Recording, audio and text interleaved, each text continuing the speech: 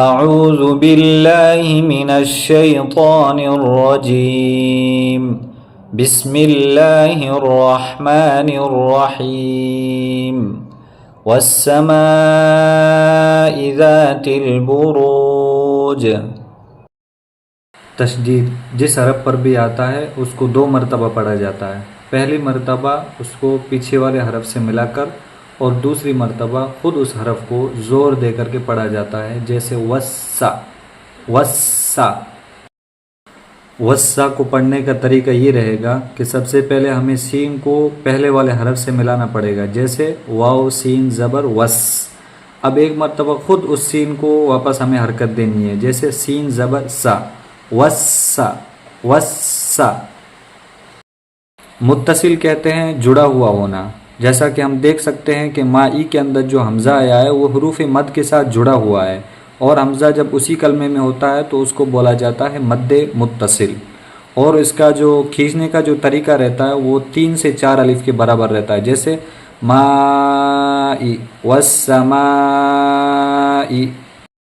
Long واویل letters کے اندر total 3 حروف رہتے ہیں، الف واو اور یا۔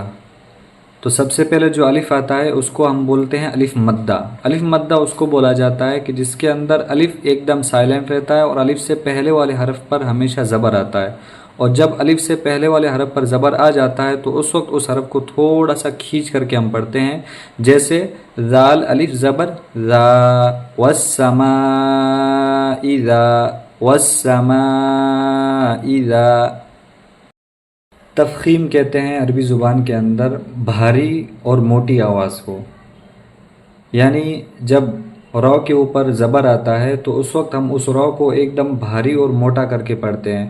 ہم اس کو پہلے زیر دے کر کے پڑھتے ہیں، جیسے ایک ری ری ری۔ اب یہ ایک دم باریک آواز ہے اور ایک دم پتلی آواز ہے، اب اسی آواز کو ہم ایک دم بھاری اور موٹی آواز میں کنورٹ کرنا ہے، تو اس کے لیے ہمیں رو پر زبر لگانا ہوگا، جس کو بولا جاتا ہے تفخیم الرو، یعنی رو کو بھاری اور موٹی آواز کے اندر پڑھنا، جیسے والسماء ذات البروج رو رو رو رو۔ اور ایک ہوتا ہے ری کے اندر باریک اور پتلی آواز، اور رو اس کے اندر بھاری اور موٹی آواز کے ساتھ میں ہمیں پڑھنا ہوتا ہے، جس کو بولا جاتا ہے تفخیم الرو۔ قرآن پاک میں ہم رو کو پر کب پڑھ سکتے ہیں، یعنی تفخیم الرو ہم کب کر سکتے ہیں، تو اس کا رول ایک یہ ہے کہ جب رو پر ضمہ یا پھر فتحہ آ جائے، ضمہ کہتے ہیں پیش کو اور فتحہ کہتے ہیں زبر کو، تو اس وقت بھی ہم اس رو کو پر کر کے پڑھیں گے، تفخیم الرو، جیسے رو رو رو رو۔ اور کبھی کبھار رو ساکن ہوتا ہے، یعنی اس پر جزم سکون آتا ہے، جب رو پر جزم اور سکون آئے اور اس سے پہلے والے حرف کے اوپر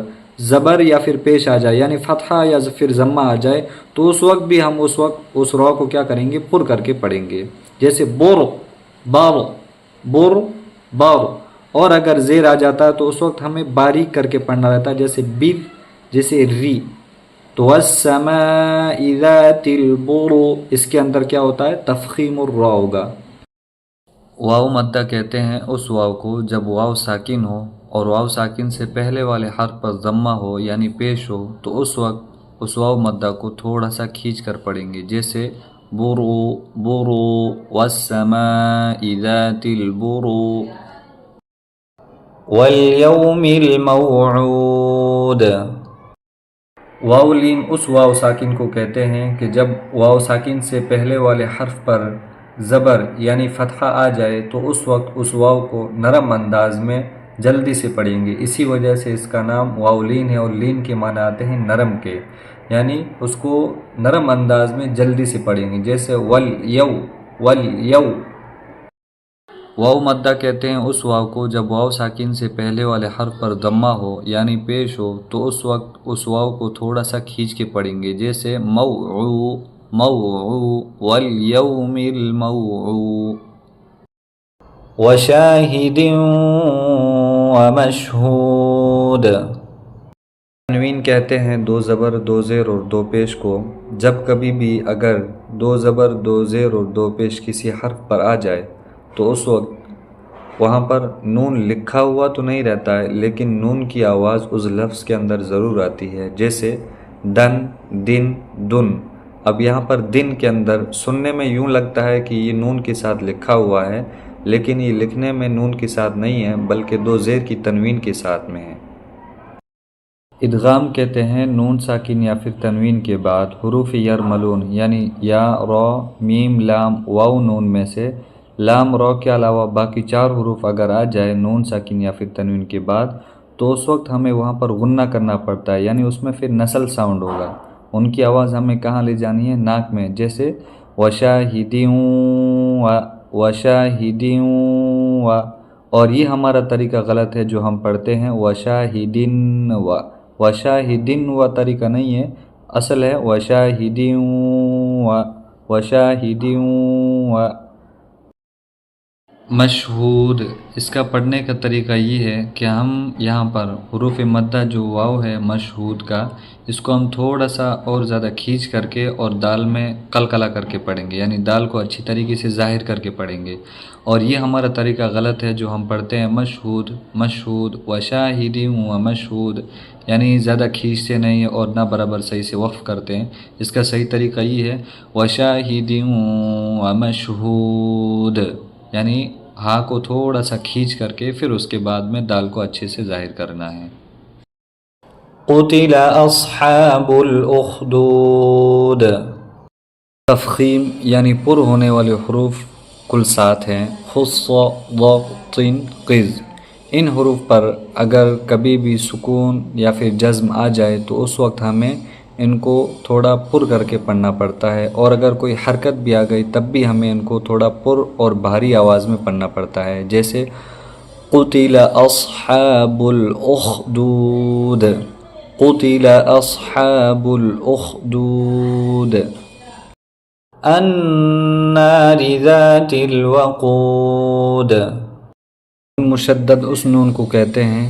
جس نون پر تشدید آ جائے تو اس وقت ہمیں اس نون کے اندر غنہ کر کے پڑھنا پڑتا ہے۔ غنہ مطلب ناک میں آواز لے جا کر کے پڑھنا پڑتا ہے، جیسے الناری الناری۔ مد کہتے ہیں کھینچنے کو، اور الف مدہ کہتے ہیں جب الف سے پہلے والے حرف پر زبر یعنی فتحہ آ جائے تو اس وقت ہمیں اس الف کو ایک الف کے برابر کھینچ کر کے پڑھنا پڑے گا، جیسے ذاتی الناری ذاتی۔ مدہ اس واو کو کہتے ہیں جب واو ساکن سے پہلے والے حرف پر ضمہ یعنی پیش آ جائے تو اس وقت ہمیں اس واو کو تھوڑا سا کھینچ کر کے پڑھنا پڑتا ہے، جیسے وقود وقود، النار ذات الوقود، اذ هم علیہا قعود۔ اظہار شفوی کہتے ہیں کہ میم ساکن کے بعد میم اور با کے علاوہ اگر کوئی اور حرف آ جائے تو اس وقت ہمیں وہاں پر بغیر گنہ کے پڑھنا پڑتا ہے، جیسے اذ هم علیہا اذ هم علیہا۔ یہاں پر میم ساکن کے بعد میم اور با کے علاوہ عین آیا ہے، اس وجہ سے ہم یہاں پر بغیر گنہ کے پڑھیں گے، اذ هم علیہا۔ قلقلہ کہتے ہیں جب حروف قلقلہ پر سکون یعنی جزم آ جائے تو اس وقت ہمیں اس حرف کو تھوڑا سا اچھال کر کے یعنی بھاری آواز کر کے پڑھنا پڑتا ہے، جیسے قعود قعود، اذ هم علیہا قعود، وهم على ما يفعلون بالمؤمنين شهود، وما نقموا منهم إلا أن يؤمنوا بالله العزيز الحميد۔